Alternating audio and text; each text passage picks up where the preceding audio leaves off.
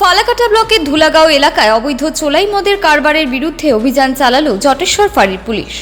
শনিবার জটেশ্বর ফাঁড়ির ওসি জগদীশ রায়ের নেতৃত্বে পরিচালিত ওই অভিযানে প্রায় 200 লিটার চোলাই মদ নষ্ট করা হয়। পাশাপাশি মদ তৈরির কাজে ব্যবহৃত বিভিন্ন সরঞ্জাম ও উপকরণও বাজেয়াপ্ত করা হয়েছে। পুলিশ সূত্রে জানা গিয়েছে, গোপন সূত্রে খবর পেয়ে এদিন ধুলাগাঁওয়ের কয়েকটি এলাকায় তল্লাশি চালানো হয়। অভিযানের সময় প্রায় 200 লিটার চোলাই মদ উদ্ধার করে তা নষ্ট করা হয়। এদিকে পুলিশের উপস্থিতি টের পেয়ে কারবারের সঙ্গে যুক্ত ব্যক্তিরা এলাকা ছেড়ে পালিয়ে যায়। ফলে এই ঘটনায় কাউকে গ্রেপ্তার করা সম্ভব হয়নি। জটেশ্বর ফাঁড়ির ওসি জগদীশ রায় জানান, বেআইনি মদের কারবার বন্ধ করতে পুলিশ বদ্ধপরিকর।